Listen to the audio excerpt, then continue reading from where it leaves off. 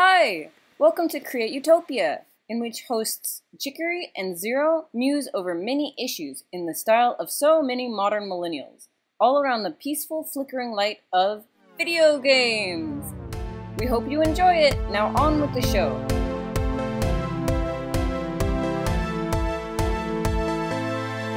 Well, we're playing Faster Than Light. What are we talking about? For this one, we're going to talk about Minneapolis Gets Trashed. Woo! Party in Minneapolis, right? You know, I knew a lot of people who went to party in Minneapolis after college. Really? One of our friends A did. lot of people I know moved up there. And then some of them also moved out to, like, Chicago after that. Well, there you go. But this is a good thing in Minneapolis. I'm really proud of them. What they did is they made an incinerator to help power the city. So they're getting rid of their trash, and they're helping to create energy with the trash. That's nice, right? Yeah, I think it's good. Yay! It says that there's like loft condos nearby and Caribou Coffee right next door, etc., etc. It's like a hippie, well, hipster's like dream, which is super awesome. But it was not always that way, Zero. Zero. What? No. I'm shocked. Tell me more. Apparently, like, it's not a recent thing. It's been going on for what, like 30 years or something? When did it start, Zero? When did they start building 1985? it? 1985. So yeah, about 30 years right on the nose. I can't believe that. I'm so close to being 30. Anyway, I'm almost as old as this trash incinerator, which is cool, but it took so long. It's so funny that this, I guess, Republican guy started doing this 30 years ago before people were, I mean, it was the beginning of the trash and eco-worry, right? Right. And only now they're sort of getting around to see it come to fruition. Yep. Absolutely. So yeah, I think it's really great. It's just funny though that like when they started doing this, people, I guess I'm assuming Democrats, were super against this, and it says they marched through the office in wearing hazmat suits, and they had this really incredible knee-jerk reaction that this was going to be even worse for the environment than any other concept that anyone else had come up with yet. And it's so funny how people have this really weird knee-jerk reaction to these kind of changes. Yeah, and it's a thing we run into a lot in the United States. Like, so much of our landscape is based around knee-jerk reactions to things. Yeah? Well, I mean, look at that. Think about what Bernie Sanders was getting in trouble for during his campaign. The whole thing about the whole thing that the Black Lives Matter movement had a problem with him was that he was only talking about welfare and stuff and social and income inequality, as if income inequality alone could fix all the problems that the black community has. Mm-hmm. And that's what they were calling him out on. Like, everyone was all, leave Bernie alone. But the reason that people were calling him out is because, one, he might listen, but also because he wasn't focusing on the stuff they needed him to focus on. Yeah, I think as we said last week, this is something that I think that he assumed that this rising tide would lift all ships. But that's a common assumption, too, in the party. I don't think that that's necessarily true. I think it would still... It doesn't fix the other ships. If your ship has a hole in it, the tide is not going to raise it. It's just going to get more effed up. Yeah, or if someone is shooting torpedoes at your ship. Yes. But that's another thing, is this is the sort of project that you won't see the results for a long time, and may have setbacks along the way. Like, one of the big problems they're having with the infrastructure bill is that infrastructure is notorious for cost overruns. Like, when you build infrastructure, mm-hmm. sometimes it ends up costing more than you expect it to. Unforeseen costs. Yeah, and people don't like that. They're like, we budgeted this much, and we only taxed enough to cover what we budgeted. We didn't tax anything extra, because people don't like taxes. And that is sort of the history of our country. People don't like taxes, but they pay for stuff people do like. And almost all of our indecision comes from that. Mm-hmm. Well, it's a very hard thing to balance, is to say, well, you want nice roads and things, maybe you can't pay for them individually, so it's either like an investor has to build the roads or the government has to build the roads. And if an investor builds the roads, he's going to want to make money off of it, and you're going to have toll roads, or you're going to have the government build it, and it might go over what you tax because there's trees or aquifers that you didn't really plan on and whatever. And so you end up having to tax a little bit more than what you said you were going to have to do. Or reallocate I have a question funds. for you. What? So, who paid for all the black balls that they just threw into your reservoir down there in LA? Probably because I'm really curious about that. Like, did they call you guys and ask about that? Nope, they absolutely did not. Is it on a ballot or something? I don't think it was on a ballot because I don't remember seeing it on a ballot. And I do make a habit of going to vote and read those kind of things. But I might have missed it, but I didn't see it. I think it was just the state up and decided to do it. They had some money in the budget to throw stuff into the aquifer. Well, maybe we had a little bit of extra credit that we hadn't spent up yet. I know that Los Angeles is from Finding Tom Selleck. Wait, what? Oh yeah, maybe it was from Finding Tom Selleck. That guy, that bad guy, siphoning off all of our water. Yeah, he had his lawn, man, and he's a movie star. He's more important than you. I know, that's true. But yeah, like those sorts of long-term projects are hard. Volunteers will begin launching thousands of hand-painted vinyl balls into Lake MacArthur Park, which is in Los Angeles. Mm-hmm. Wait, they're hand-painted? I think that's why they're so expensive. They're like 30 cents a ball. Oh no, these are like gigantic balls. Never mind. Oh, okay. You're gonna have the best sound bites after this episode for you. I know. I mean, if you ever make a digest, that whole segment right there. So many balls. That's why they're so expensive? Oh, because they're giant. Yeah, they're giant balls. They're 4 to 6 feet in diameter, covered in bright floral and fish patterns. Nice. What? That sounds like something totally different than what I was talking about. Yeah. When was this? August 21st, 2015. I don't know. I think maybe it's to go in conjunction with the little black balls. Because there's little black balls that are about the size of my fist that are in all of our water right now to keep evaporation from happening and to keep the water clean from algae and things, which also kind of eat up our water.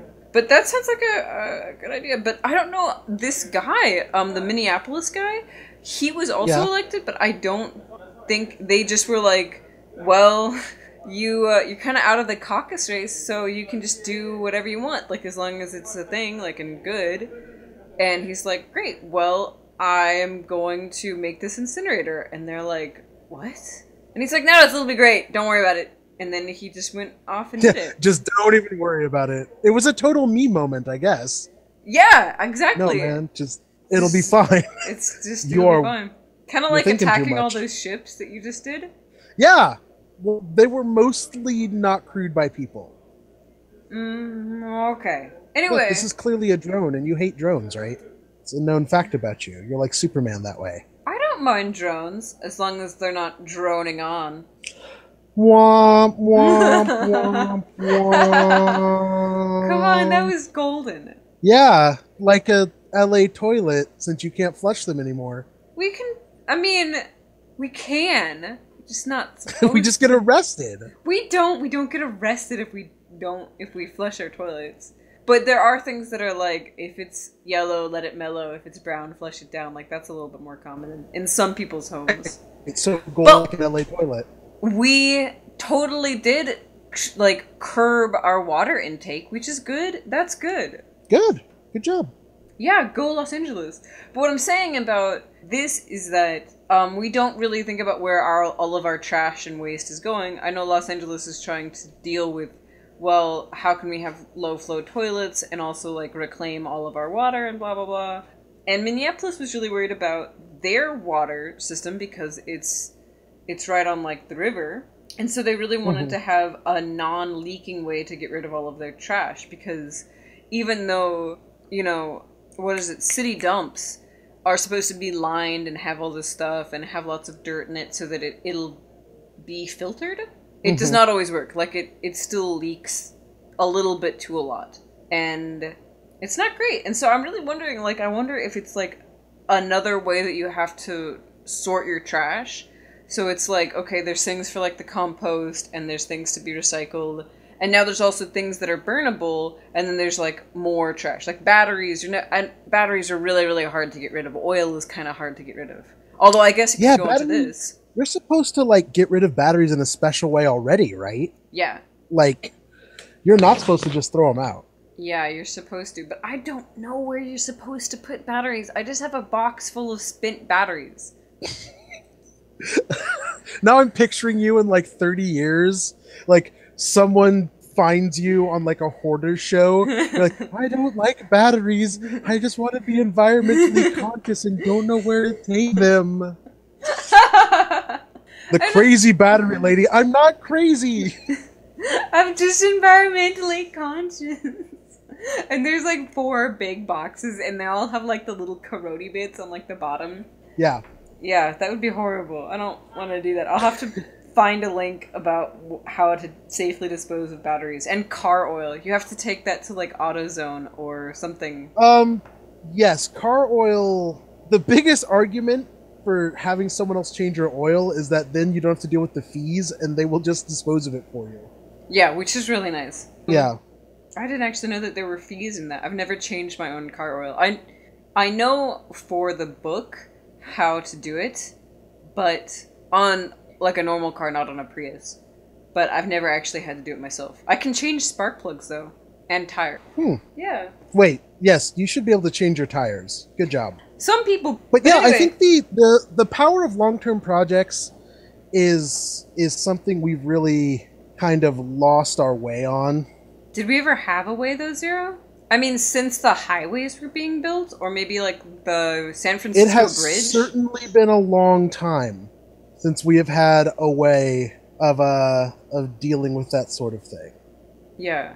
It's not the best. It's hard. It's hard because we don't...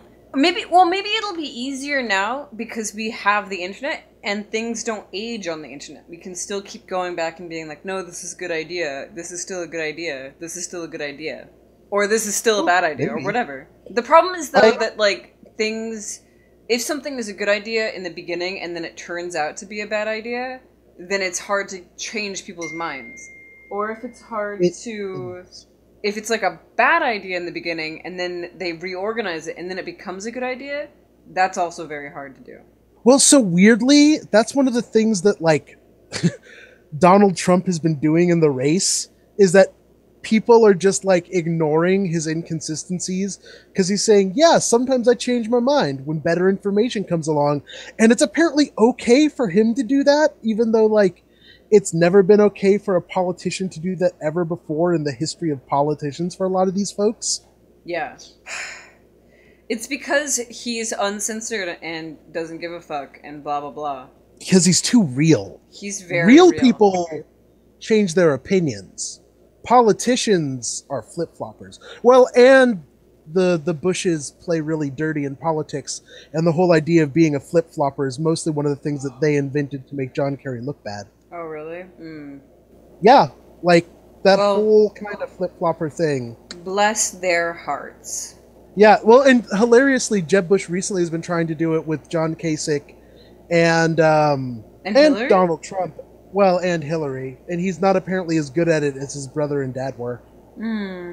I mean, H.W. Bush, the Willie Horton campaign, is legendary for how dirty it was. Really? I did not know that. There was no internet then, and so I don't know. And so you're totally unaware of history.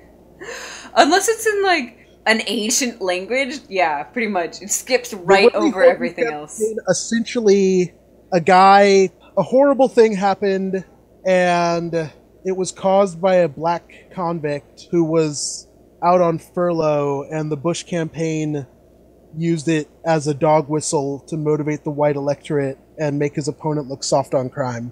Man, that's really crappy. Yeah, you should look it up. It's a really interesting case in the annals of, like, political history. It ushered in a lot of the current mudslinging we see. A lot of the mudslinging we use nowadays was kind of pioneered by the Bush family. That's kind of Trump crappy. wouldn't be possible without the Bushes.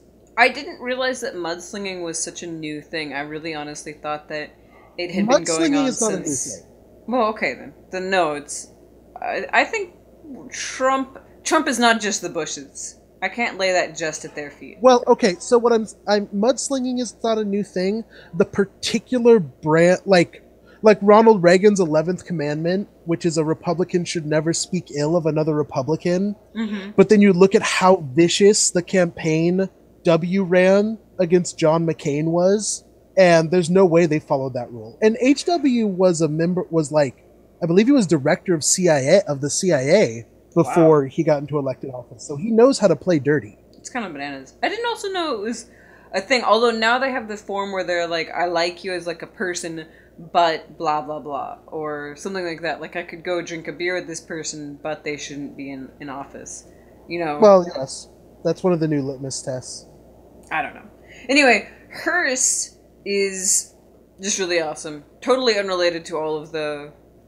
Back on the topic of Herc, the giant reactor that melts trash, unlike the trash in our political system. But yeah, stuff takes time, and when we're unsure about what our government will look like, as often as we are, and everyone is too worried about getting reelected to worry about actually helping the electorate. I hate that. So we don't get the infrastructure stuff. Yeah, and then everybody kind of suffers. And I don't know, I don't have a good solution for that. I just don't. Like, government is supposed to be working for us, but then they don't. Anyway, so my final thought is, sometimes trusting in your government is not the right thing to do, but sometimes trusting in your government allows them to do really good things that might not affect you, but will, set up good things for your children. The world is a better place when old people plant trees that they will never sit under the shade of, or whatever that saying is. Yes, I see what you're saying. Because when humans care, things are better. When robots care. When you have a longer vision, it's better. Vision. Yeah, not just like a right now vision, but like a 30, 40 years down the way kind of vision. That would also make sense. Yeah, that's where I was going. So yeah, that's my final thought. Zero, how are we doing on the game? We're doing fine. We're totally not in a big fight with some slavers we're not entirely prepared to fight. Are we gonna win? I'm sure we'll be fine. Do we want to wait for just a second? Can we wait for a second and do this? We're right at, I think, 20 minutes. Yeah, let's end this fight. Okay. Win, lose, or die. Okay. Hopefully not die. Is that me? This is Chicory. Yes, Chicory is fighting. Fighting for her life. Oh, and... Although, actually, yeah. And my husband's life, right? Yeah, he's piloting. Way to go, babe. Sweet cakes. It was, your brother may or may not have been killed by a madman. Well, my brother would totally go down in that way, protecting the rest of the crew. It was very brave. His sacrifice would not be lost on me if I was there, which I am not. Where are you? I'm piloting it I am the ship's computer. I finally admitted it. It was quite difficult to admit. Shields are critical, and also hull is critical. That's yeah, not we're good. Probably gonna die. It's gonna be hilarious. No, and then we'll drift apart into 1,000 pieces of ship. Yeah, but you know what? We'll have time to do another episode. Yay!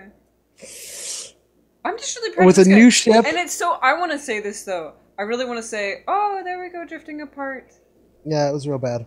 You wanted to say something? I didn't get around to saying that, it was so weird that people had that knee-jerk reaction to him, I think, just because he was a Republican. That's my...